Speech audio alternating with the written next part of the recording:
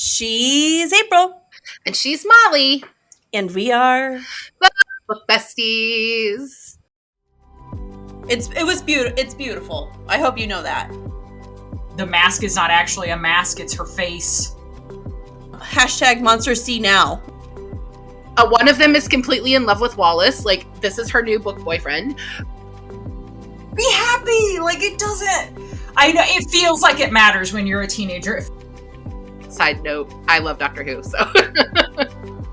When I was 8, I thought I was going to train dolphins. Thank you very much, Molly. Fuck you. Don't be an asshole. Ooh, what an episode, besties! Yeah, so... Episode! Yeah. I'm fangirling right now, because we have Francesca Zappia. The only Francesca Zappia. Welcome. Welcome. Thank you for having me.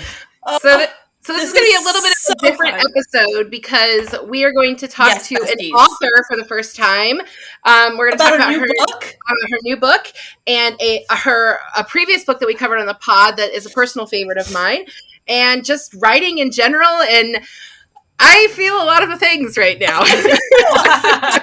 So those of you that don't know, Francesca Zappia has written several. How many novels total, Chessie? 3 published, 1 coming out this summer. Yeah. Woo, woman, you are busy. A little bit. So we covered her first book, Eliza, in season 1. Not her first book, but one JK. of her books. First book for me, so it's book 1 because the world revolves around Molly, obviously. You have to forgive her. It's just how she is. I mean, you don't have to, but whatever makes your heart happy, love. And she did send us arcs of her new creations. Yeah. Yay, Katzenjammer. And it comes out June. What exact date, June? In June. June 28th. June 28th. And it is on pre-sale now. Last week we talked about that. You can pre-order this book. And we have arcs of it. And just like Eliza, there is original artwork that is by our author, Chessie, in the book. Yes. So definitely physical copies of her books. Because for sure. Because you're missing out. Because I definitely listened to Eliza on audiobook. And April's like, what do you think of this? What do you think of this? What do you think of this? And I'm like, I don't know. And I said, you need to get the book. Like, what are you doing with your life? And like, as I got halfway through, I was like, my kids are going to want to read this. I need to get the book. Yeah. Which, so we're going to do something fun for you guys. Francesca herself is going to give us a synopsis of this week's book. Of her newest book. So, yes. So, whenever you're ready, luckily I have just done this like twice in the past 2 days for different videos. So, so Katzenjammer is about a girl named Kat, who is trapped in her high school with her classmates, and they are transforming in strange and horrifying ways. Mm-hmm. Facts. Yes. One of them has just been killed, and the rest of them will for sure self-destruct unless Kat can regain her memories and figure out what put them there in the first place so that she can get them all out. Mm-hmm. So it's a little bit of a race against time, a little bit of a murder mystery. Yes. It's horror. It's weird. It's really weird. My mom read it a month ago, and this morning at breakfast she told me again. She's like, I don't really think I got that book, and I was like, it's okay, Mom. It's not you. It's the book. It gave me Metamorphosis vibes. Yes. So I was an English major. So and the other one April mentioned in our text chain, Lord of the Flies, which I got that too. Vibes. Yeah. It definitely has a little bit of Lord of the Flies vibes. It does. I had originally pitched it to my agent as the Metamorphosis meets American Horror Story. Oh, okay. Oh, yeah. I can see that. Yeah, so, and then with a little bit of Five Nights at Freddy's mixed in there, because I was watching I was watching somebody play that game. Yeah. I've never played it myself. Never. But I've watched somebody play that game while when I literally came up with the idea for the book. Is that where the fluffy guy comes from? The fluffy monster? Nice. Yes. The pizzeria monster. Yes, nice. That is exactly what it was. Yes. I totally see it now. I've never played it either, but as soon as you said that, I was like, I'm going through the monsters in my head, and I'm like, yep, that adds up. That checks out. Yep. Yeah. Yep. I've never played it myself, but we have several of the books in the library. I'm a librarian, and that's one that gets requested a lot. And horror isn't really my jam. Like, I've never seen American Horror Story.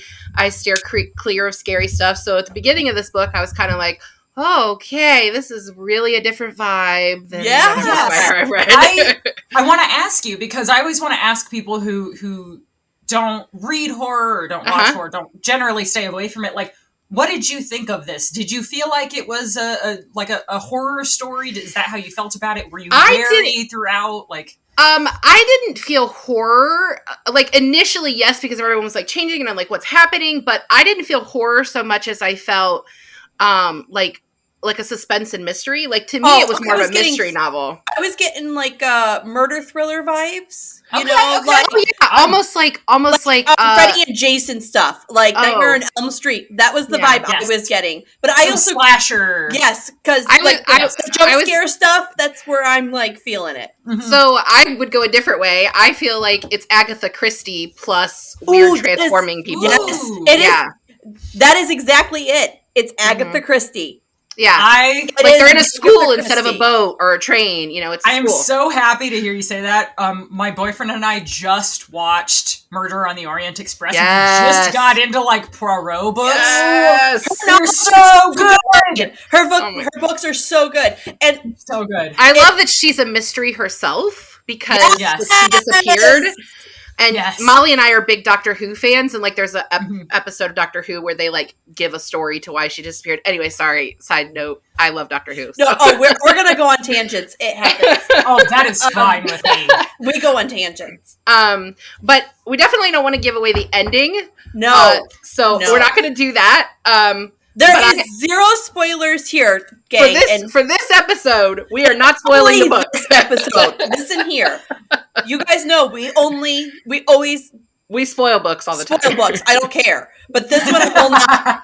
This one I will not because it's not even out yet. You have no chance. We want you to do the work for this one. You guys buy this book, support an author, and then you can read it. Also, if you pre-order the book, I will have a pre-order campaign going on. So if you pre-order, save your receipt, and I will have a way that you can submit it and get some cool pre-order goodies. Oh, that's awesome! That's awesome. And so will they find that? Will that information be on your social media? Where will they find that information? So I will put that on all my social media, on my website. My website is francescazappia.com, and all my social media is basically at Chessie Zappia. Yeah. So. And anything that's on Insta or TikTok, we do reshare usually. So you'll be able to see that in our stories. Yeah, we'll reshare it too.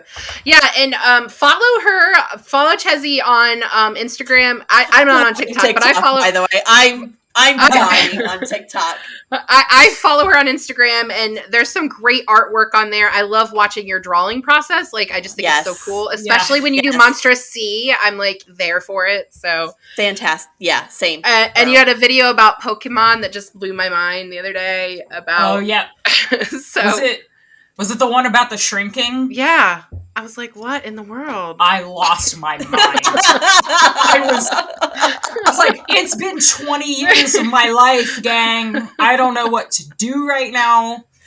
Oh, that's so funny. So let's get into the questions about Katzenjammer, shall we? Yes. Beth, you can do it. Go ahead, April. You can start off. I'm going to do the first question because Molly is out of it, everybody. All right. Sure. So the formatting of Katzenjammer is intriguing. You keep them short and you bounce between storylines. What was your inspiration for doing this? So I really love this. I loved all the questions, but I love this question especially because to me, people say like brevity is the soul of wit. Right. I think that brevity is also the soul of horror. Keeping you in suspense. I get it. Keeping you in suspense, and just like there's a lot to be said for building atmosphere and sinking you into the characters and all of that. But I think you can do that in a way that doesn't let the reader sink too deep into the quagmire. You know what I'm saying? I love Stephen King. There are times when I'm like, we can pick up the pace here, my guy. We can go a little bit faster. We can let's clip along. You're killing me. You're killing me, right? Like come on, man. I yelled at you in here. Don't you worry. I want to hear why so bad. So in this, the formatting is the way it is because, especially in the beginning, I wanted you to get little flashes, almost like somebody waking up and just having pieces of a dream. Okay, that makes a lot of sense. Makes a lot of sense. Yeah, that makes a lot of sense. As the book goes on, the chapters get a little bit longer, and then near the end they get shorter again and deeper. Yes, exactly. And you deeper. Whew, deep. Yes. So the response of that, I'm ADHD. Our gang knows that. So I struggle with focus as is. So as soon as you would switch chapters, I'd be like, wait, hold up. And being that I'm ADHD, I've forgotten about what I just read. So back.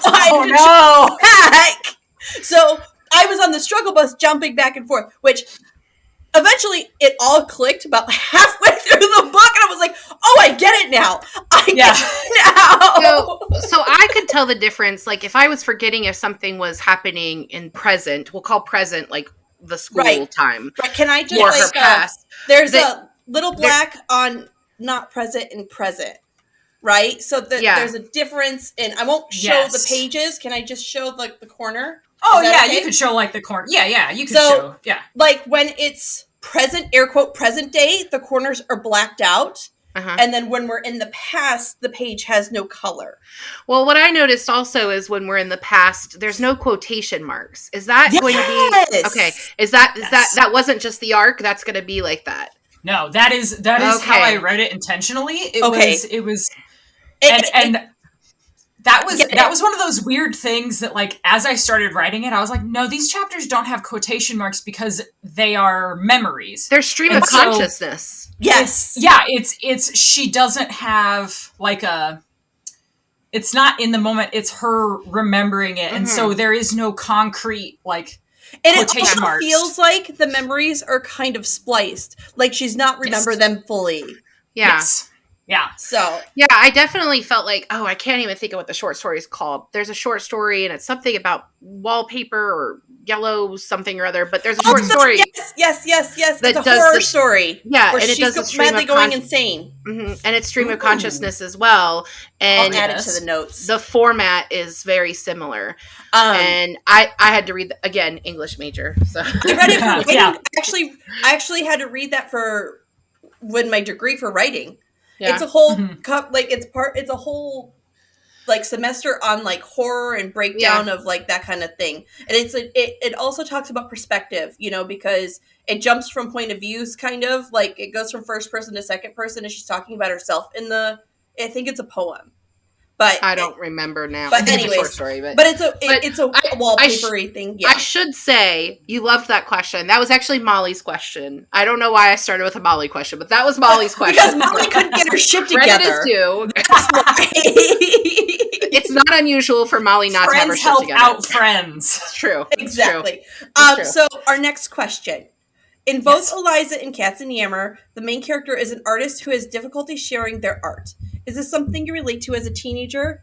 Has that changed now that you're a published artist yourself? So, when I was in high school, I would definitely show my friends, my close friends, like my artwork. Not all of it all the time, because there was some artwork that I was like, this is just for me. I don't want to have to explain this to anybody. And then generally I didn't normally want to show it to people at large, because again, it was that feeling of like having to explain yourself, or people just making weird comments about it, which both Eliza and Kat deal with. Yes. Now I think it's less that I'm like a quote unquote professional artist, and more that I just am not as self-conscious about it anymore, and people can think what they want to think. I don't really care. I'm going to So it's more of a confidence thing. It's more of a confidence thing. Yes, for sure. There's a difference between being a teenager and adult too, right? So like as we get older, we aren't necessarily self-conscious about the things that make us unique. But like I'm a librarian for teenagers, so that they're very self-conscious about the things that make themselves unique. Yes. And I think that just comes with maturity. I mean, you get along by being invisible in middle school and high school if you're different. Well, you would think so, but this current generation wears PJs and sweats to school. I would have been beat up. I do not get it. I do not get it. I haven't gotten to interact with teenagers recently as much as I'd like because we haven't been able to go out anywhere. Right. Don't worry, you're not missing anything. I'm raising there is definitely like a bit of a different. It's like if you have the confidence to pull off different and weird, it's very cool, and I think it's always been cool. It's one of those things where if you are confident enough to be yourself, people relate to that. But the problem is, it can be very hard to do that and to hold it up as long as you have to for people to accept you as being that way. I know, I caved. Yeah, so I mean, I caved. I did normal by like sophomore year because I just didn't want to stick out anymore. I was tired of getting picked on. I was always, I mean, same. I was always in that weird place between like, I couldn't be completely like everybody else, and I couldn't be completely myself. Like, I couldn't wear the weird clothes that I wanted to wear, but I also but I also didn't wear pink for like 10 years because if I put it on, everybody was like, "You're wearing pink. You've never worn pink before. What's going on?" Like, just leave me alone. That feels very similar. Yep. We talked about, what was it, last episode, the episode before last? I wore a fedora for all of freshman year of high school. Oh, Molly. Because I thought it was cool. This was also Why not? This was 1999 too. So, it wasn't even like part of the trend then. But that's the thing. It's like, just wear what you happy, like. Right? Be happy. Like, it doesn't. I mean, it feels like it matters when you're a teenager. It feels like it matters so much. And it's like. So we're working on transitioning my girls out of homeschooling to public school next year. I didn't know that. It's a whole that other thing that's going on, April. We'll talk later about it. It's fun. But Piper is going into 8th grade, and the last time she was in school, she was in 5th grade with physical other kids. So I'm like, I'm gonna be straight with you, kid. Middle school girls are assholes. They're gonna be mean. Yeah, they're gonna be nasty. Piper is one of the most confident kids I know. She is who she is, and she does not care. And my biggest fear is that middle school is going to take that out of her. So I just keep reminding her it's them, not her. And I just hope for the best, right?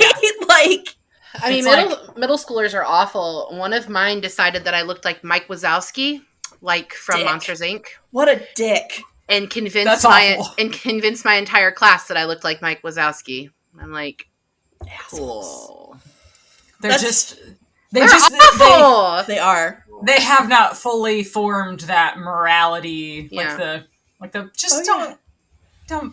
be an asshole. Right. But I continue to work with them, so they obviously don't piss me off too much. I keep coming back. And it's like, I've noticed sometimes when I'm not like great with kids below a certain age, or at least I feel like I'm not. I'm probably fine. But I have noticed that like when it seems like they're making fun of me, or when I'm, if it seems like I'm the butt of a joke, I just lean into it, and then they tend to be like, "Oh wait, you're cool," and it's like, "Yeah, you fool." If you don't show it bothers you, they're gonna let it go. They just don't. It took me 20 years to figure that shit out. I took the opposite approach. I made her feel real bad. Yes! Ooh, that'll do it too. Guilt trip is always a W. Yeah. She actually apologized. She's like, I didn't think it would hurt your feelings. I was like, that's because you don't think adults have feelings. And she was like, oh. You know what? Sometimes that is the right tack to take with them, because it's like, look, you got to tell them that the things that they do have consequences. Yes. Yeah. Like they have to think of other people when they speak and when they act. And Yep. Me go into the next question, April? Yeah. You want me to, yeah, go ahead. Yeah. When we notice that there is a link between how Kat and Eliza relates to their parents when it comes to their art, do you think this is something that is relatable to your readers and other creatives? Yes, for sure. I know, like, with both of them, and I think Eliza a little more than Kat, it was like I don't think my parents will understand what I'm doing. Mm-hmm. And that's very obvious in the book, how different Kat is from her parents. Mm-hmm. Eliza. Yeah, like Eliza. Eliza's very different. I think Kat and her parents are... It's okay. It's okay. I knew what you meant. Kat is more like... Her parents are just generally supportive. Right. And it's like she's going through that phase of life where, like, you're trying to figure out who you are and what you like and what makes you feel things. And so there's a line, and I think you messaged me about this on Instagram. It was the one where she says, when we were talking. Yes. Her Kat's dad asks her, like, why don't you draw some flowers or something to put on the fridge? And she says, there are no flowers where I live. Yes, that line hit me so hard. And I remember when I wrote that line, and I was like, man, that was how I felt in, like, middle school. Yes. And it's not necessarily supposed to be like a depressing line. But it is. Like, it is. It's like it's in honest. My brain, I'm not bright sunshine and flowers in my brain. There are weird things going on in there. Everything's a little bit twisted and dark and like dark and twisty. I live there. Yeah, Chessie, it's fine. Chessie, for a self-proclaimed person that doesn't know kids, you have the kid voice down. Yeah. Lady. Oh, okay. I hope you know that. I mean, I've only read 2 of your books, but you have teenage girl angst to a freaking science love. That's amazing. Yeah. That is just me channeling my middle school self. She is glad to be out. I'm sure. I know. I'm sure. April, you want to hit us with the next question? Thanks. Sure. What additional artwork will readers see that isn't in the arc? It says it's not the complete. Okay. Yes. So right now, the arc only has... it has some spot art in it. It mostly has just pictures of Kat in different places. Mm-hmm. You guys will be able to see this. The listeners won't. But there is the title page where she's standing in the hallway and like the light is behind her right in the front. There will be more stuff like that. There will be a few comic panels like there were in Eliza. Okay. Of just things that you've already read happening in the book, but just drawn out. There'll be a few... I'm trying to remember. They had me redraw... I had a bunch of art done when I first turned the book into my publisher. And then they were like... Most of it was like drawings of the other characters. Like I had some of like Jeffrey, who is Kat's best friend. Yes. Who is my favorite character of this book? I love Jeffrey. He's my favorite character. Mm-hmm.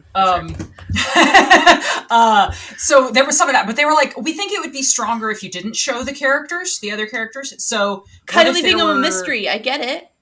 Yeah. So most of the art that's going to be in there it's full page art, comic stuff of things that happens. You'll get to see some of the locations. Very similar to Eliza. Do we get to see any of the monsters?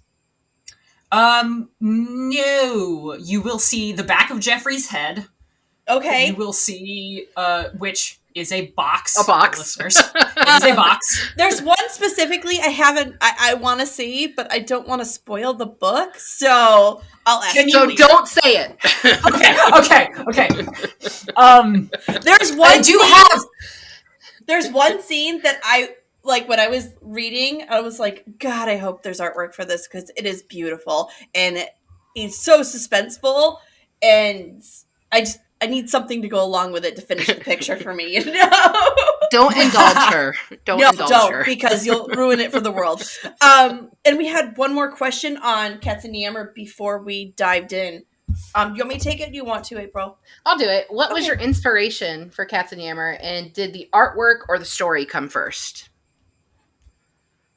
I think we talked about this a little bit. So the inspiration was kind of like, I mean, in the exact moment, I was sitting in my parents' living room watching a YouTube video of a booktuber talking about a book, and all they said, they were like reading the synopsis of the book, and all they said was the teenagers are changing. And immediately I was like, what if they were actually changing and they became monsters? I love that. And then they were trapped in their high school. And then a second YouTube video I watched it was a music video, and it had like album art as the picture. Uh-huh. And it was these characters with like big box heads, the way I draw Jeffrey. So nice. I was like, okay, well, that's Jeffrey. And when I first had the idea for like kids changing, I was like, okay, they're going to be trapped in their school. Mm-hmm. And I had the picture of Kat's face, the cat mask, mm-hmm. right away. And so for like what came first, the art or the story, because it all starts in my head, it kind of came both at once. It was like, oh yeah, they're changing and the mask showed up. And it was like, that's what she's changing into, is this creature with no eyes. Mm-hmm. The mask is not actually a mask. It's her face. It's her face. Yeah, and it was like, oh, that's creepy. Mm-hmm. What does this mean? What is this story about? And then as I started plotting it out, and kind of, it was almost like how it happened with the cat, was kind of like revealing it as I went along. So the art and the story kind of came together. So I don't want to jump into writing too hard, but so what I'm getting from this is you're a pantser, not an outliner. As a writer. It's kind of half and half. Okay. I will because I will pants like the first part of it, that initial surge of like inspiration and motivation. And then when I get to a certain point, it's like, okay, I need to know where this is going, and I need to know how I'm going to get there, because the outlining, the initial burst gets me through like the first act. Right. The outlining gets me through the middle, and then the inspiration gets me back through the end. There you go. That's a really solid way to do it. So for our listeners that don't know what Chessie and I are talking about, there's two schools of thought when it comes to writing. There are those like myself who just kind of brain dump onto the page and and that's how they create books.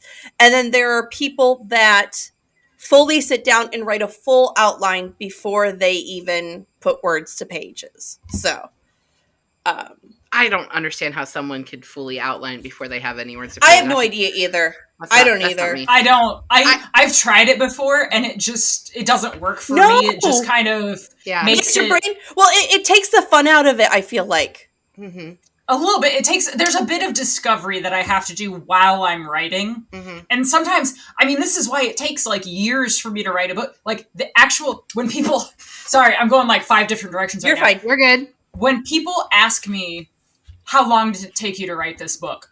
It's like, well, the actual act of putting the words down, because that maybe only took me like a month. Mm-hmm. But if you ask me, how long has this book been in your head from conception to it's done and published? Oh God, a lifetime. Years. Yeah.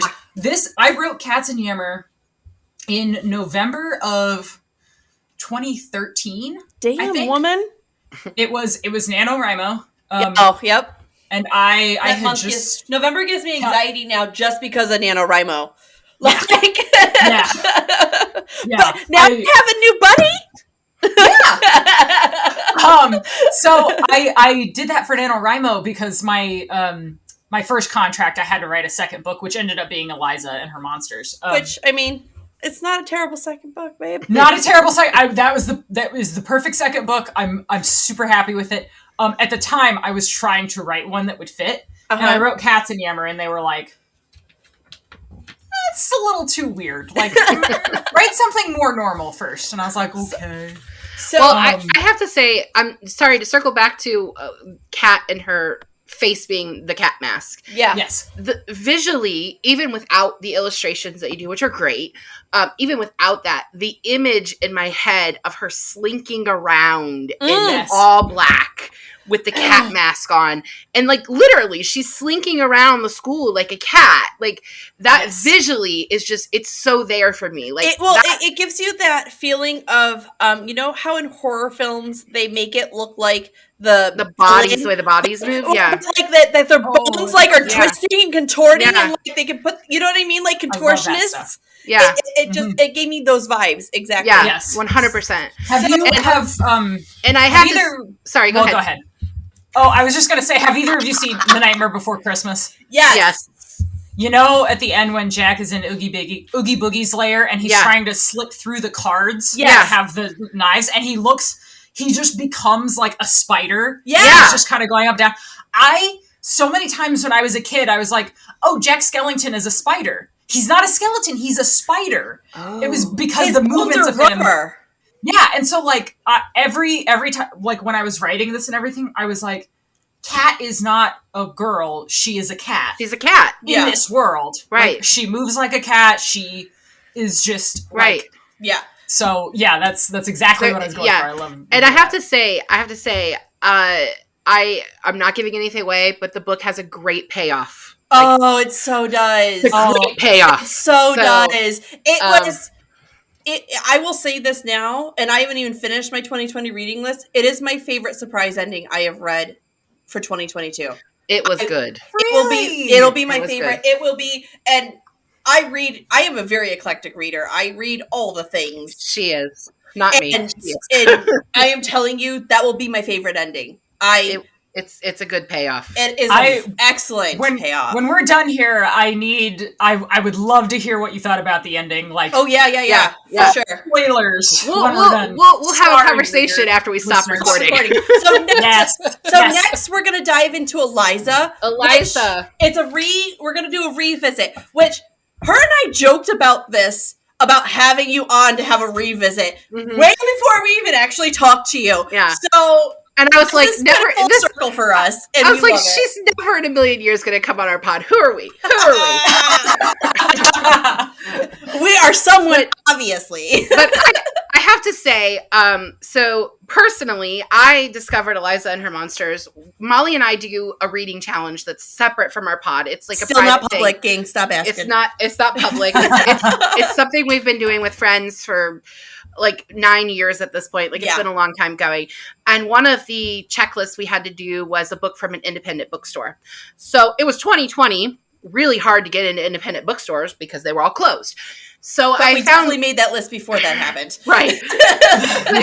So I found one that had an online shop, and as a librarian, I'm constantly looking for books, read-alike books. So books that you like, if you liked this, you like this. Mm-hmm. And this, Eliza showed up on a list of like, if you like quirky, romantic kind of things, and they had it at the independent bookstore. So I went ahead and ordered it, and loved it. I loved it. And then one of my coworkers was asking me, what are you reading? And I was like, I just finished this really great book, Eliza and Her Monsters. Turned out we had it in our library collection, so she checked it out. We have it in my collection at the library. I'm a middle school librarian now, so I didn't actually purchase it for the library. My predecessor did, but I've personally recommended it to 3 students who have all come back to tell me how much they love the book. Yes. And one of them is completely in love with Wallace. Like, this is her new book boyfriend.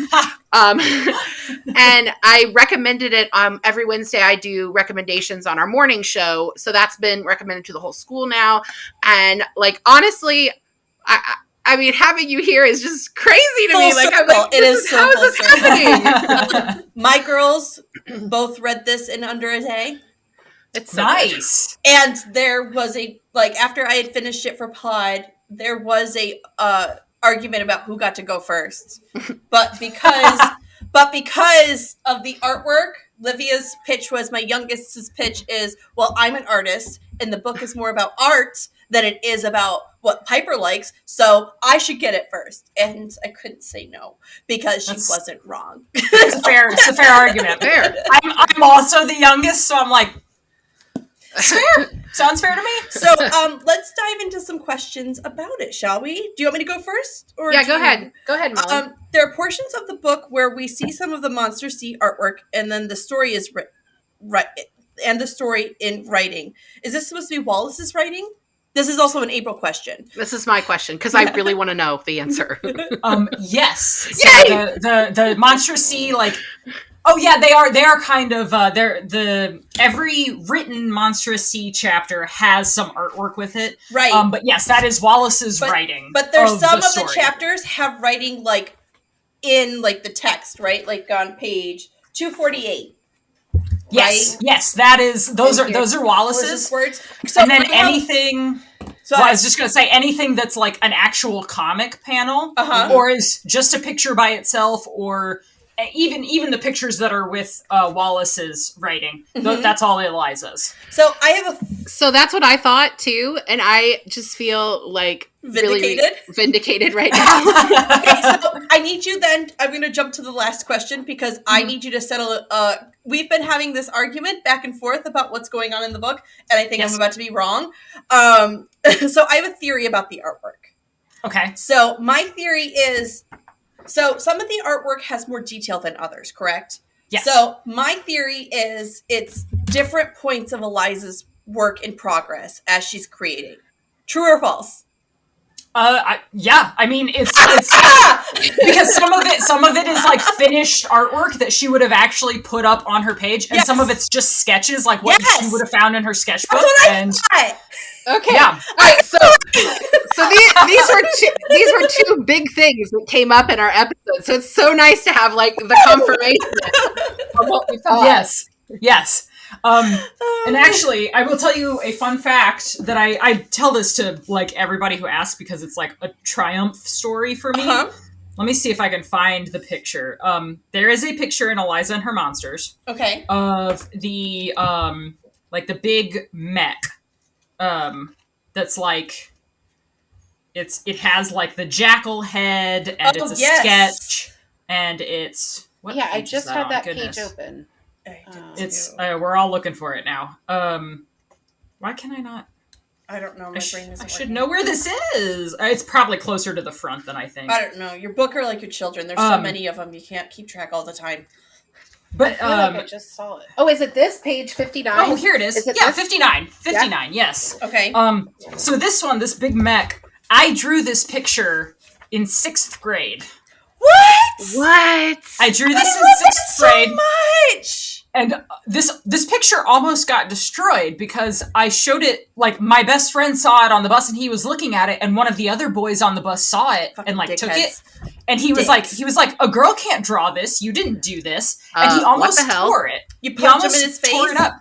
I got my picture back and then I hid it and never showed anybody on the bus any of my pictures ever again. I'm so sorry. That makes me mad. It's amazing to me. Now, the big sister in me is like, I'm going to talk to that boy. Give me his name. But now it's like, what? It's in a book now. I got paid money for that picture. Yeah. So. Did you send him a copy? No, I have no idea where he is now. I don't even care. Like, and right on the page, how about these apples, you dickhead? Like who the fuck is this? What the fuck is happening? I don't remember this. That's so cool. So that picture, like, actually that kind of brings us to our next one. Like, what inspired Eliza and Her Monsters? Because I know you've kind of been working on Monstrous Sea for a while. You want to tell us about that? Yes. So, I've been working on Monstrous Sea in some form or another since I was like 8 years old. Man, that is amazing. So it's, I mean, and it was not good when I was little. Like, and it was just pieces of ideas. Nothing's good. But it was like all the pieces were there and it just morphed and morphed and morphed over time to become what it is now and like what you see in Eliza and Her Monsters. Talk about a story sticking with you. Oh man, it's never going away. I mean, I told my agent maybe a couple of years ago, I was like, not a day goes by that I don't think about Monstrous Sea in some form. It's like a curse and a blessing at the same time. It is. It's just consuming you. Yeah. It's in ink and you're like, can I fix it?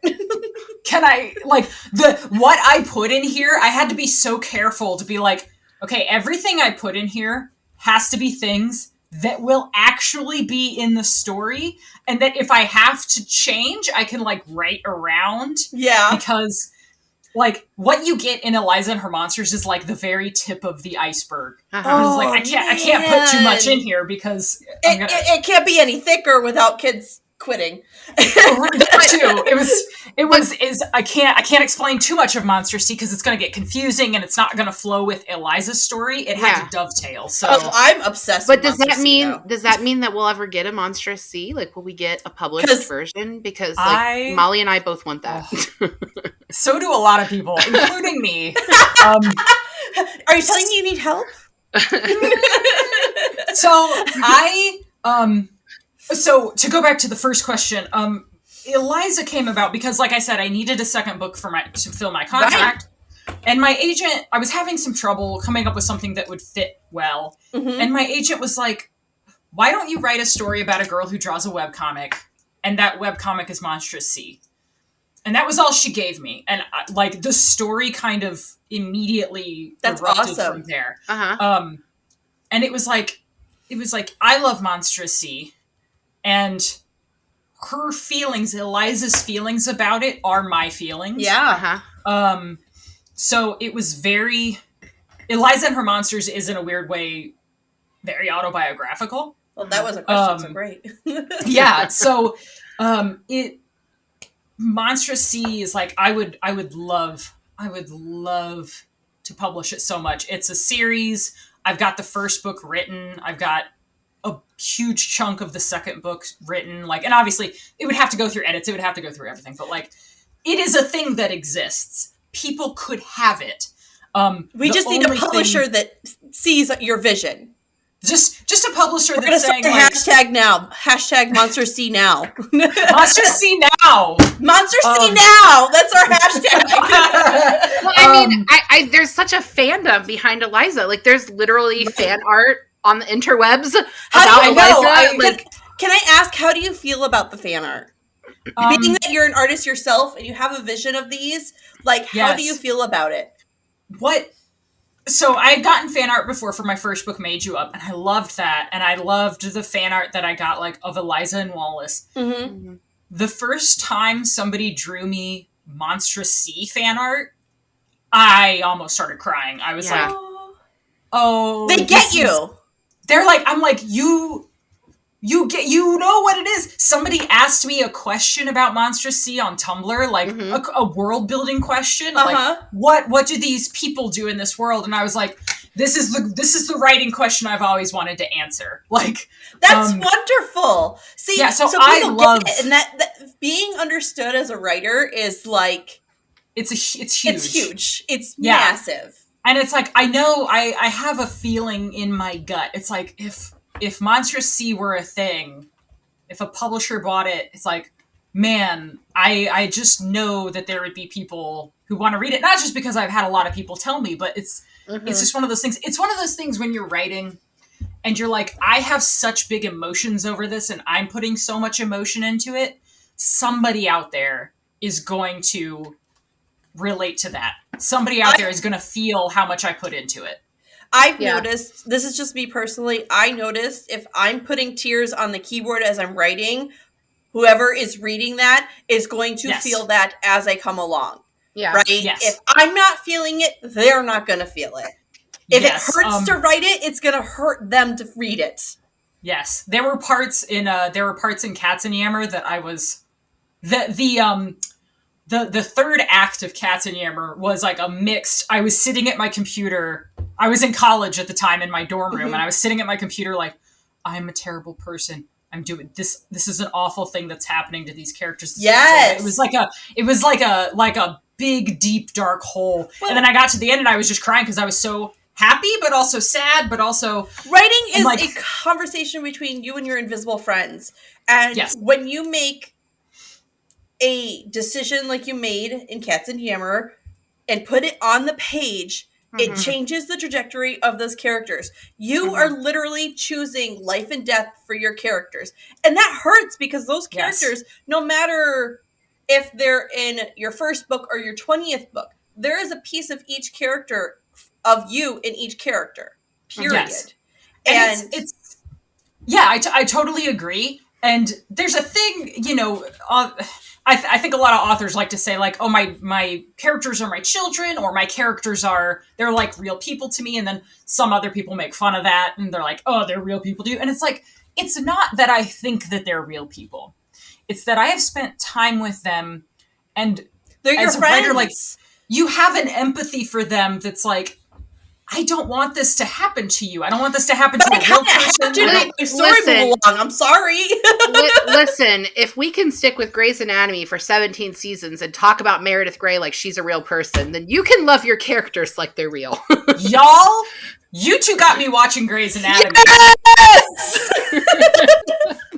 And I was like, I'm never gonna like this show. And then, like, a week later, I was 3 seasons deep. I think I started the 3rd season. I think I'm halfway through the 3rd season or something like that. So you're still in the Magic era, where it's like the original. Yes, this is what I've heard. Yes, yeah. But everything starts getting dark and twisty, and then everyone leaves and everyone dies. It's the whole thing. But I'm worried.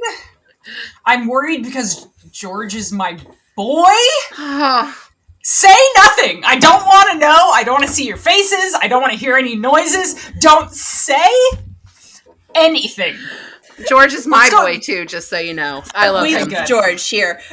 So I had one more Eliza question. I know I didn't write it down. Before we move on, is there any secondary characters that are like your favorite? Is there anyone you're like, I love this person so much, I'm so glad I put them on page?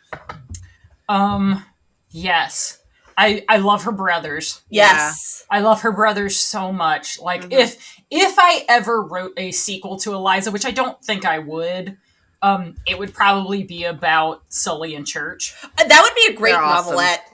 Just a small like little... even like a novella or something. Just about those two. I love when they come to her side. I've never seen someone write about a dog the way you did in here. Yes, I was going to say, Davy is my favorite secondary character. Davy is my favorite. Yes. Davy is one of my, it's just, we treat our animals like they're our family in real life. And we never talk about that in books. We don't even, like, when animals are mentioned in books, they're either attacking or they're, like, violent, or they're like, hey, it's my pet, moving on. And it's Davy, a dog. Right, but you made Davy a character. You've made them something we all care about. You've made it, like, we even see nods in Eliza's work to Davy. Yeah. It's beautiful. Yes. It's fantastic. And that's a funny thing because, like, it's funny because a lot of people ask me, like, how did you make Monstrous C after you made Eliza? And it's like, no, Eliza went around Monstrous C. Right. And so Davy was already a sea monster that is like Dallas's pet sea monster, and I love Davy, and he's just gigantic and destroys everything. And I was like, Davy is going to be in Eliza's life. He's going to be a big old white dog. Love it. He's going to be a goofy, galumping sense. Love it. Yes, and it's like I love my pets. I love my dog. I love my cat. Like, they are. Your cat judges people.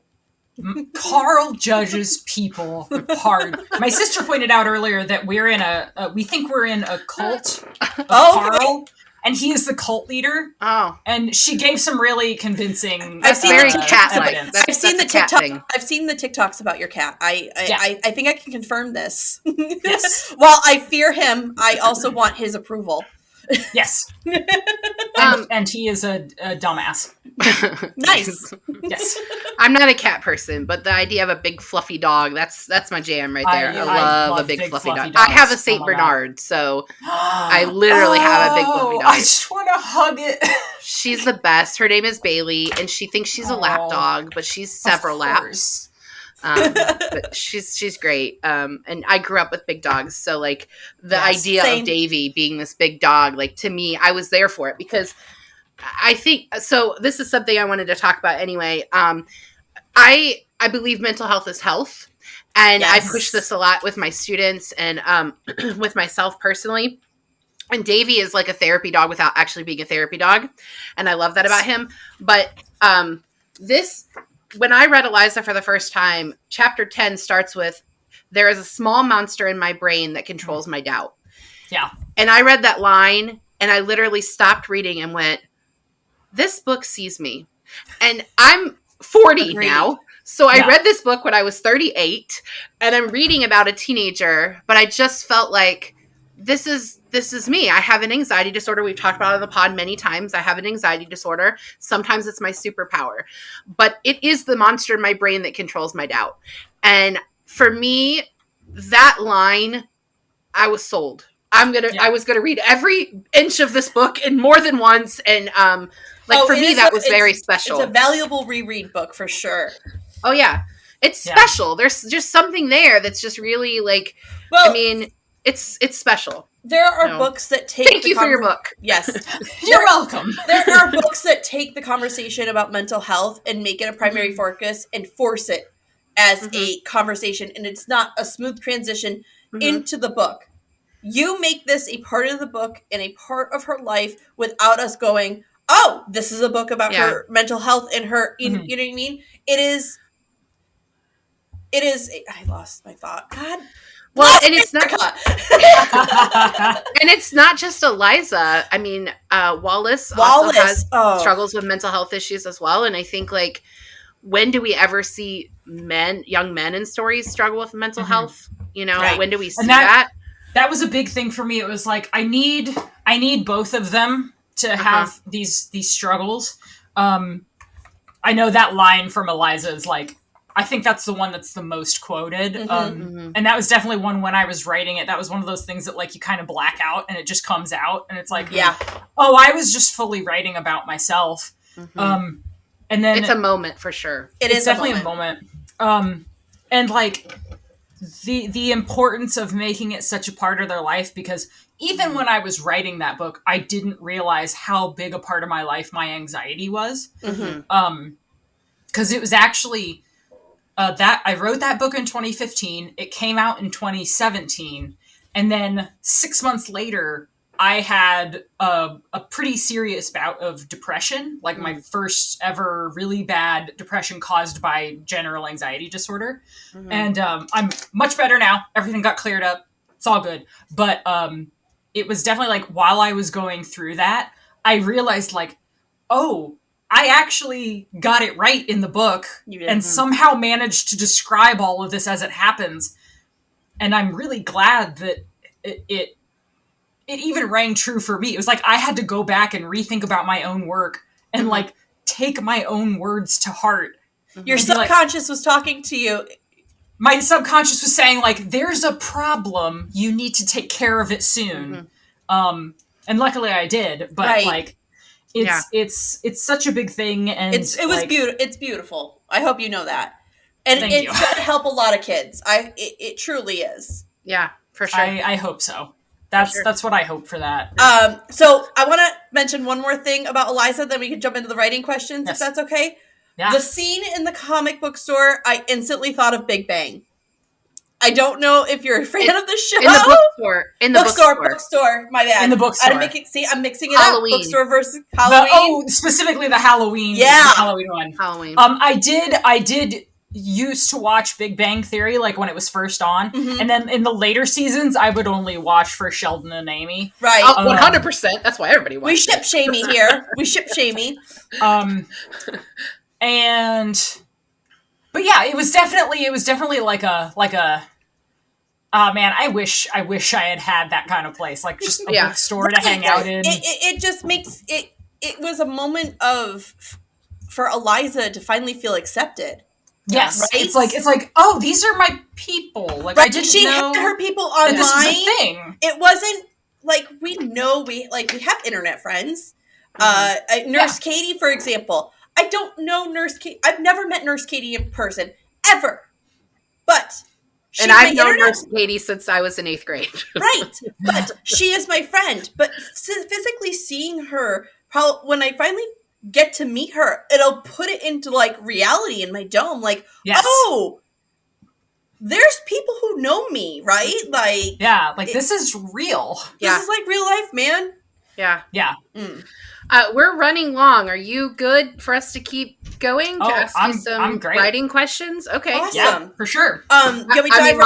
Molly's going to kill me if I don't let her ask you writing questions. I'm just saying we have great conversation. The last time her and I were on Skype forever, weren't we? That's true. Yeah.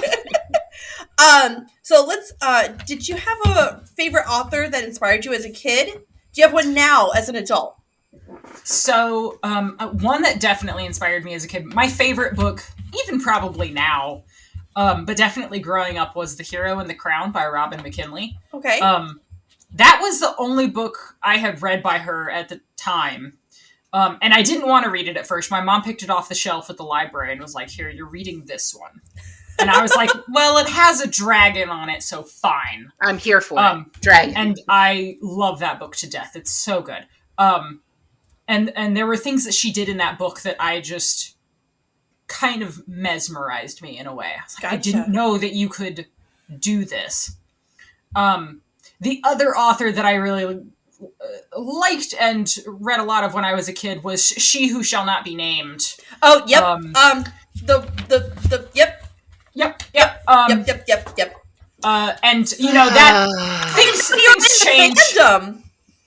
Yeah, things change as you get older. There's a scene in the Halloween at the bookstore scene in Eliza. They have like an Azkaban reference. Yes. It's like man, it was 2015 when I wrote that book. Right. Like I'm not mentioning any of that stuff now. No, because I'm not a fan. Tying yourself to She Who Must Not Be Named is like the fans have claimed the books, but her name can never be detached from it. No, it can't, and it's like I'm not giving her any. No, yeah, it's like I'm not giving her anything anymore. No, like she doesn't deserve it. Dirt to me. She is nothing. So right. I did learn a lot from those books when I was growing up. Yeah, so, not going to deny it, but no, not her anymore. Present day authors that I look up to. I try not to idolize anybody too much. Understandable. I don't understand. I guess it'll disappoint us. Like she. Yeah, like it's not even that like I don't want anybody to disappoint me. It's more of a like I don't always like tie myself too closely to anybody. I do really love Fonda Lee's books. She wrote Jade City, the Green Bone Saga. Oh, I don't know that. Amazing. I mean, I think it's kind of getting bigger on TikTok. But it's about oh my god, Godfather meets like wuxia, like kung fu. Neat. Like all the flying, and it's so cool. It's so cool. I also love Laini Taylor's books, like Daughter of Smoke and Bone. I love that trilogy. Yeah. Those are the two I can think of off the top of my head right. Oh, Emily St. John Mandel, because of Station 11. Station 11. I love that book so much. I read Station 11 and I was like, I think she is like definitely on my top list of like favorite. That book, Station 11, is one of my favorite books of all time. I love that book so much. She spoke at did an author's visit to a library I worked at in Ohio. Oh, that's so cool. And it was shortly after Station 11 came out. So I actually read Station 11 like long before it was like the HBO show, which I actually haven't seen yet. But I haven't seen it either. I'm like, I don't want to ruin it because on the book. That book has such like a brilliant like it's so good. Yeah. Full circle. Yeah, so I really that one I agree with. Do you read mostly fantasy? Is that what you? I do. I love fantasy. I read mostly fantasy. I would love to write mostly fantasy. If anybody would let me. That's a joke. Publishers don't fire me. You get an element of that with Katzenjammer. Yes, I do. There is like science fantasy in Eliza and Her Monsters with Monster C, and then you get a bit of fantasy. You're just slowly working your way there. You're just gonna get them to like one day make them think it's their idea, right? But she's doing it in a more clever way than the direct pivot the Rainbow Rowell took to the Simon Snow series, which I still don't get. He's talking to me about Simon Snow. What just happened there? I have something I want to talk to you about later about that. It's nothing bad. It's nothing bad, listeners. I will say that I loved Fangirl, and Fangirl was one of the my headphones just fell off the monitor. Fangirl was one of my inspirations for Eliza and Her Monsters. Oh, that's so cool, because I actually told Molly, we read Fangirl for the pod as well, and I told Molly, I pitched her this Eliza as, it's sort of like Fangirl. Like you'll get like the same thing. There's a whole like fandom behind, it's but I like this more than Fangirl. I agree. It's like Fangirl, but the fandom that she's making is not based on anything. I like Rainbow Rowell's work. It's just this is more my speed. Well, I don't like Harry Potter. Everybody has different opinions. Yeah. So that's why. So next question. Yeah. Yes. Did you think do you think you've grown as a writer since your first book? Yes, for sure. Made You Up, I love it. I love the characters. I lived with them for years and years. I cannot read it again. I have not tried to go back and read it for probably since it came out. Because it's part of it is once I finish a book and it's fully published, I'm kind of done with it. Yeah. It's like it's in the past, it's done, it's out of my head. I can focus on other things now. In that way it's very nice. It's like till your fans hyper focus on it and start sending you fan art all the time. I am not gonna complain. No, we love you. Keep doing it. Some random chick makes an Instagram video and tags you in it. Yeah, that was me. No, I love it. I love it when other people talk about them, but it is kind of a thing of it's like when people are asking me if I'll write a sequel to it, it's like, unless I had a sequel planned, probably not, because it's just not, it's out now. It's out of my head. It's gone. The story's done. The story is done. It's I told it. So with Made You Up, it was also, I can just go back and see all the things that I did in that book that I wouldn't do now, or that just ways I write differently. I think I write more concisely now. Everything's a lot more focused. It's more angled toward a specific message, a specific theme. That was something they really had to bring out in that one, was working on like, let's focus, let's dial this in a little bit. Gotcha. I think you learn how to find a clearer voice for each book as they go along. Yes. I noticed that with authors as like they go from book 1 to like book 7 in like major series. Yeah. You'll see that they start finding the voice, like, and it's a little bit more clearer. Yeah. And I will say, like, the one thing I do miss about Made You Up is, for me, when I was that, I say unfocused, it wasn't necessarily in a bad way. It was just kind of like it was a more wild creation. And so it was like, there would be times when I was working on it and it was just so at the surface all the time. And like ideas were just bubbling out and I just felt so creative all the time. That could have just been because I was younger and I had way more energy than I do now. Less worldly adult troubles going on. Less things to worry about. How old were you when Made You Up got published? When it actually got published and was on shelves, I had just graduated college. Yeah, so you were young. You were a baby. Yeah. So she's a baby. She is. Adult, but compared to us. Yeah. Yeah, it was 2015. We got the book deal for it in December of 2012. Damn, girl. I had gotten my agent in the summer of 2012, and I had started querying agents when I was 15. That's awesome. For Made You Up and Monstrous Sea. Love, that is tenacity. And Made You Up was the one that eventually.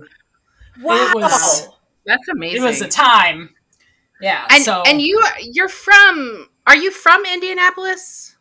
Yes. Okay. So, because I know both of these books are set there as well. So, where did you go to college? I'm sorry, I might be asking too many personal questions. We didn't it's fine. Send you. And you can, if you look me up on the internet, I think it's in my bio. I went to the University of Indianapolis for computer science. Oh, odd my degree is in computer science and mathematics. What the hell, Chessie? And I'm about this May. I will have my my MBA, my Master's in Business Administration. Damn, it's a master's of business. Is it just a backup plan to make parents feel better? It was so I was also working at the school as my day job, and so they had full tuition reimbursement, and so I first tried an English master's, and I was like, "This is boring." It wasn't even necessarily boring. It was a lot of work, writing a lot of papers, and I was like, "I'm not into papers." Says the writer. No, it's different. It's different. It's so different. So different. And the Shakespeare class especially killed me. I was like, word. I don't know if Shakespeare was too smart for me, or if Shakespearean scholars made Shakespeare too smart for me. It's the second one, because I love Shakespeare, and I barely passed my Shakespeare class. So I say I was an English major, but I was actually a language arts education major, and I went to Bowling Green State University in Little Bowling Green, Ohio, and there is a big difference between English majors and language arts education majors, and the pretentiousness that they would throw our way. And I'd be like, what are you going to do for your career with your English degree? Well, I'll probably teach. I'm like, I'm literally getting a degree in that, so shut the fuck up. Like, right, so I will have that job, and what will you do? What will you be doing? You're getting your alternative certification so you can have the job that I'm already going to have. So I can't talk. My degree is literally in creative writing. Nobody wants me. I had considered that when I was in high school. I was like, ooh, should I go to school for creative writing? And then I remembered that I hate doing writing prompts. Yeah. And then a lot of creative writing classes, I hate them. Like, I don't like writing prompts, and a lot of creative writing classes, at least the beginner ones. So you need it to be organic. A story needs to come to you organically. You can't just have somebody be like, give me a story of this. So you could never ghostwrite then. If it was my characters, if somebody was like, and I think specifically it has to be the characters from Monster C. If anybody was ever like, hey, I want you to write a story about Amity and Damien meeting up in a coffee shop, but they're mortal enemies, and like something happens. I don't know. I'd be like, yeah, cool, I'm down. And then all the other characters can be there, and like if it was Made You Up, maybe. If it was Eliza, maybe. If it was Now Entering Adamsville, which is my third book, maybe. Mm-hmm. Monstrous C, yes, I will make Monstrous C content all day long. Like,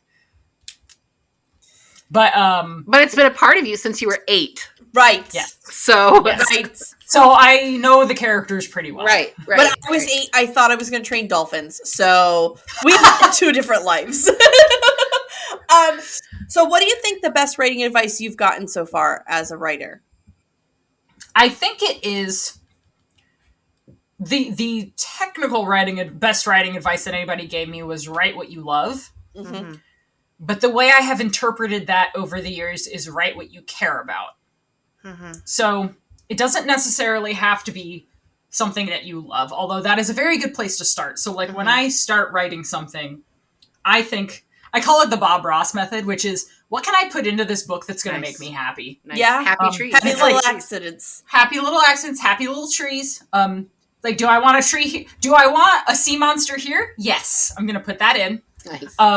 Do I want some weird anime weapons over here? Yes, I'm going to put that in.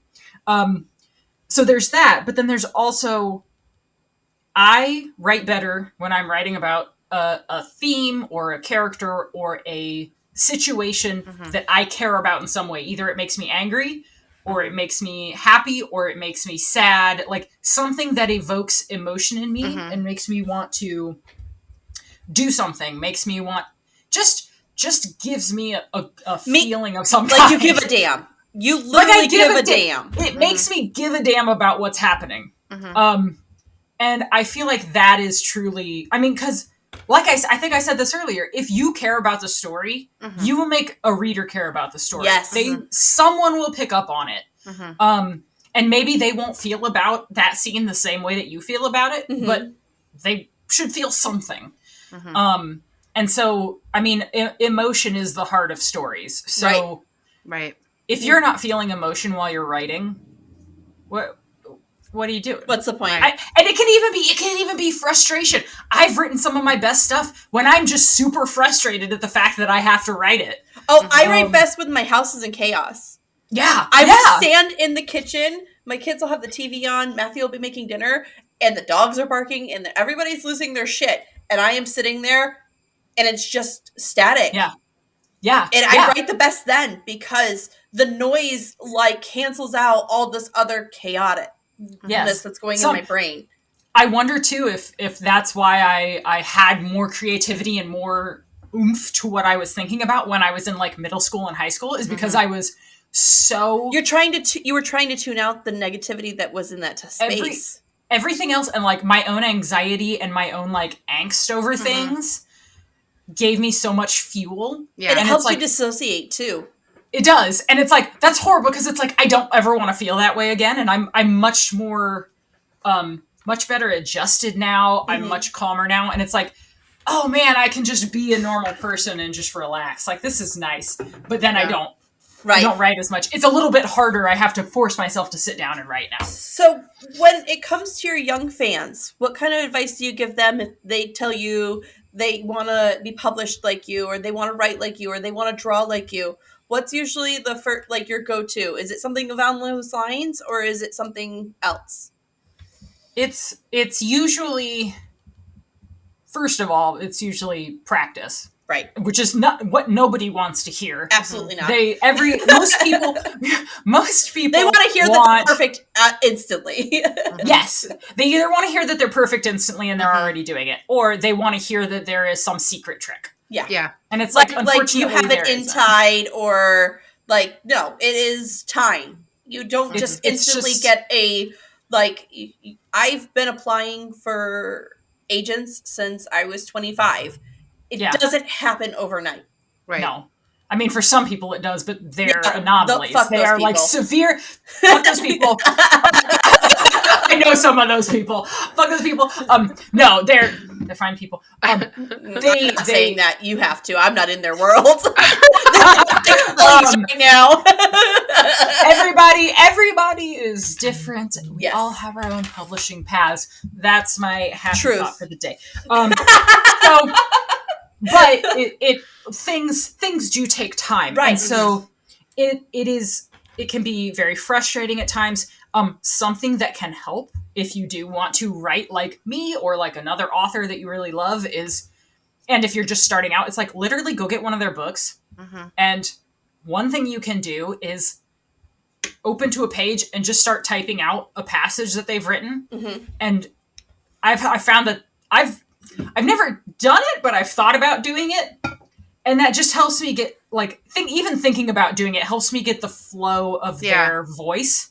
Like Laini Taylor's books, she has a very specific style and, like, floatiness to her prose. And it's like, I don't have that, but I can get it for a little bit if I kind of try to emulate her, try to, like, copy her words. Right.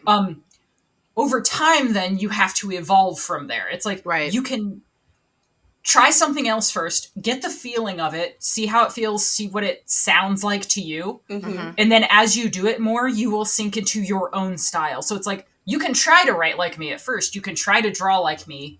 That's fine. But the more you do it, the more you will come into your own voice. You're going to see that you're not me. Yeah. Exactly. And that's great. You should be you. I mean, I'm not a writer, but when I read John Green, and I just finished rereading The Fault in Our Stars because, spoiler alert, pod people, we have that one coming up. With Nurse Katie! With Nurse Katie. And I find that whenever I read him, I start talking like him because he has such a clear voice as an author where, like, I mean, he's slightly pretentious, and I love that about him. A little bit. But and I find myself texting that way as well. And I mean, because you're immersed in that world. So I think that's actually really good advice. That, you know, to start with someone an author you really love, and then try to like get in their. I love that. That's really good advice. Because if you don't know where to start, you're like, I don't know how to start writing. I don't know what to do. It's like, just rewrite what someone else has written and see how it feels. It's like, obviously you can't ever do anything with that, but it's just for the motions of it. Right. And see, I feel like I'm the opposite of you in that you don't like prompts, and that's how I like to write. Tell me what you want me to write.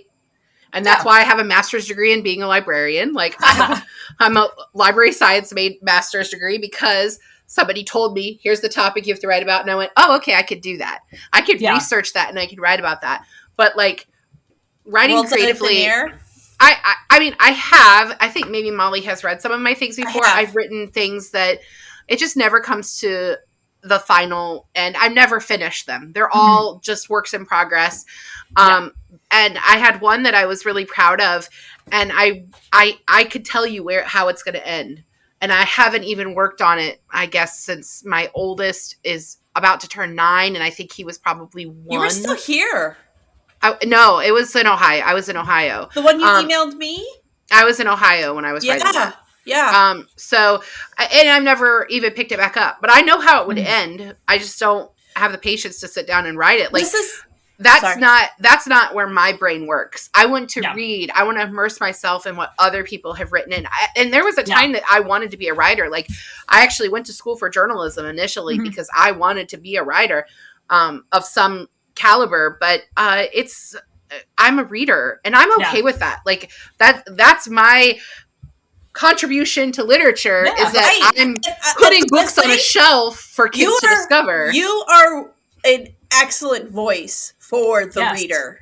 And as someone that knows you so well, April, I feel like I know you pretty well. I think I would say that. So. I would say that's accurate. You are an excellent voice for the reader, especially the young reader. You don't just read what we're doing here on Pod. You preview books for your library. When you were in the Tiny Human library, you were reading those kind of books all the time. Lots of picture books. I read a lot Miss of picture April books. is a thing for a reason, man. Yeah. But this whole conversation actually leads into one of my questions. Yeah. So, how many stories, ideas, Chessie, are in your dead pile right now? Because I know me personally, I have probably 20 in my dead pile. And I think this is like a thing for us. We just don't talk about. Yeah. So, full disclosure, when I was looking at these questions and like figuring out like, oh, these are really good. Like, I love thinking about this stuff. I read that one and I was like, I am a necromancer. Oh. There is a dead pile, but at any given time, I might go over to it and be like, I'm going to use you now. Or I'm only going to use a piece of you. Like, and then I saw really an arm guy in here. Yeah, I have a really great... He has really good arms. Yeah. I'm going to saw those off and put them on this story. That's smart. And so sometimes there have been books that I thought were dead that we were then like, wait, hold on. I can use that. And I either combined it with something else or resuscitated it in a different way. So that's clever. I mean, that's how Katzenjammer came around again, right? I thought that one was dead for a while. I thought it was just going to be too weird to do anything with. And I mean, it is weird. In your defense, it is weird. It's a good weird love. That's okay. It's like it's supposed to be weird, right? So, but yeah, my agent at one point was like, "Well, hey, let's try to sell that one again." And I was like, "Okay." So there might be a time when it comes around, and it's like it's time for that one. Yeah. There aren't, I would say, okay, if I had to say two that are like, have been dead for a while, like. There's no way to get the bones, they're dry. They're getting a little soupy. Gotcha. There's probably, definitely one, maybe two, that are like, I don't know about those. And if I did anything with them, it would be in like such a changed format that it probably wouldn't even look like the old story. And it's its own thing and it can stand on its own legs. Yeah. It's like I kind of just had a memory of you and used that. I didn't actually take anything. Once they make it to my dead pile, they're dead to me. I don't... If those imaginary friends stop talking to me, we're done. Like, Molly has a whole book that I have read, but she decided has a time I didn't decide. It does have a massive timeline issue, and instead of fixing it, Instead of fixing it, a finished book, she's just like, I'll start something else. And I'm like, you already got something done. I have a trilogy plan. I had a trilogy planned for it. Yeah. It was book 1 of 3. And I it's dead to me. Because I fucked it up hardcore. I mean, I know that feeling. Because when it's like, this is a whole series. If I already screwed it up, like, there's so much work. I am just so mad at this book. So what it is, so I wrote this whole, it's post-apocalyptic, it's this whole thing, but I wrote the age of the sun to a point that it doesn't make sense for my characters. So he's too old to be their kid, but I've made it very clear he's their birth kid. Like, I can't change it. It feels like that would be something very easy to fix. No, because his age and what's going on and the timeline and how I jump through, it is so integrated in the story, I would literally have to chunk my story apart. And it's never going to happen. No, it's fucking dead to me. A problem so big that it just assassinated the story. It fried my brain. I was so mad. I cried. I literally was in bed. I finished the book and I printed it out so I could read it myself and start editing. And I got halfway through and I looked at the pages and my husband had already read all of it. And I looked Matthew dead in the eyes and I go, "You didn't say anything." And he goes, "What?" And I go, "The timeline's wrong." And he goes, "I don't know what you're talking about." And I go into this whole tirade, and by the end of my tirade, I'm crying. Oh, no. He goes, "I didn't notice." He goes, "I don't think people are going to notice." And I'm like, I know! That's the problem! And I just stopped. Yeah. And after that, we were done. And that was when Piper was 3. She will be 13 this year. Yeah. Oh, man. Yeah. Oh, man. It's been a while. Whew. Yeah. Those are the kind of problems that my editor will point out to me, like when we're doing line edits or whatever. And I'm like, the first time I look at it, I'm like, I'll just give the money back. It's fine. And then I let it sit for a day or two, and I'm like, no, you have to do this. And then I do it, and it's like, okay, that was a bit of an exercise, but it's done. It's done. So I have one final writing question before we wrap up. So we all know by now you do your own artwork. There is an ounce that isn't Chessie in each of these pages. What comes first, the art or the writing? Ooh, usually the writing. Okay. I was really going to guess the artwork. I was too. Usually it's the writing because when I can't draw something, okay, like if I might only have a vague idea of what someone looks like in my head or what a thing looks like or a place, and I don't like drawing settings or items. I prefer to just draw like faces and stuff like that. Usually I have to get a feeling for, like, if it's a character, I need a feeling for their personality first. I need a feeling for their, like, how do they enter a room? How do they do whatever? If I try to just draw them first, they end up looking pretty generic. They end up looking like, all the other tall, long-nosed white men with slicked back hair that I draw. Right. But I would say it's probably the writing, just because you need the 5 senses to fill out the world. I get it. Yes, I think that's what it is. I think it is like I need multiple senses. If I could immediately animate something, just pull it out of my head and put it on a screen and have it animated in front of me, that'd be perfect. But because the drawing, because I have to draw it, and because it might look wrong, and because it doesn't move. And it doesn't have color immediately and everything, it's not right. Right. And so then I'm just like, and it might cause some cognitive dissonance. So usually I have to write them for a little bit, and then I have to go draw them to solidify them in my mind, and then I go back to writing. Interesting. I like that. It was not what I expected. I'm not going to lie. I guess the exception would be, of course, with Eliza, since you've been writing Monstrous Sea for so long. Yeah. I think with Monsters C, I think the drawings did come first with Monsters C because I was so much younger when I did that. And when I was little, I was drawing, like, making books and, like, stapling pieces of paper together. That was, like, I have, like, a dinosaur book. It's all just crown drawings of dinosaurs that's stapled together. And I was like, okay, so I was making books, but they were all picture books. So I was drawing before I was writing. But I was like... I have to tell you a story that we actually shared on the pod a few episodes ago because you just mentioned drawing dinosaurs. That's like the only thing I can draw.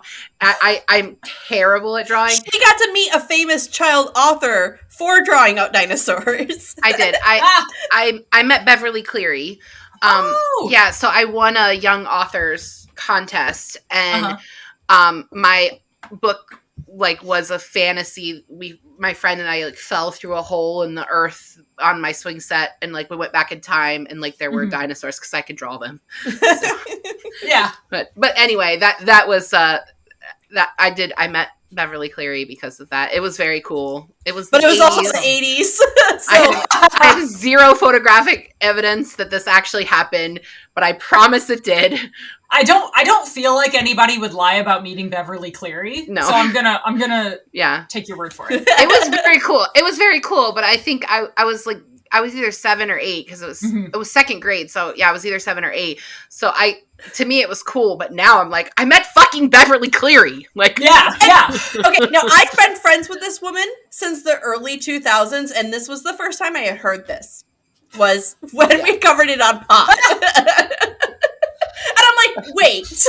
You never know what's going to come out. Especially with me around. But well, did you have anything else you wanted to share that we didn't cover? I mean, just to say again, like Katzenjammer comes out on June 28th. I cannot wait to see the artwork, babe. I'm very excited for everybody to see it. I can't wait to see the finished book. We got these awesome you haven't even gotten to finish one yet? No, I haven't gotten finished copies yet. Bookmarks. The Katzenjammer bookmarks will be part of the pre-order. Oh, goodies. Yeah. Look how beautiful these are. Gorgeous. I love these. There will be some stickers, and there will be book plates with pre-orders. So if you want a signed book, they will have book plates. That's awesome. And I will put that up on all my social media when that's and we'll make available. sure it's in the episode. Oh, I guess it'll be... No, we can put it in the episode notes. Well, we can at least link to your social media in our episode notes. Okay, for sure. So it'll be everywhere. Rapid fire question. What's your favorite fandom? Favorite fandom. Since I can see in the background, there's a little Clockwork Orange. What am I seeing? There's some Pokemon. So, there's some Pokemon. Right now, if like the rapid fire answer, pro wrestling. Nice! I have so many questions, but that's amazing! My boyfriend just got me into it. It's pro wrestling. Got me back into it, I should say. I loved pro wrestling when I was little, but... That's amazing! Oh, man. Pro wrestling is like a soap opera, but with like, it is greased up guys. It's amazing. Well, that's hilarious. Appreciate having you on. Yeah. Thank you for having me. Yeah, thank you so much. This has been... freaking awesome. It's amazing. Truly.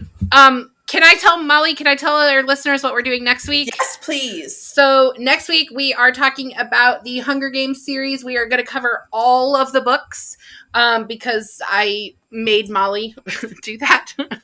She made me read all the Harry Potter books. So. And I did force you through historical fictions that you loathe now. So this month we're doing 3 historical fictions. Thank you very much, Molly. Fuck you. Also, so after the Hunger Games, we're going to read The 7 Husbands of Evelyn Hugo by Taylor Jenkins Reid, and we'll wrap out the month with The Lost Apothecary by Sarah Penner.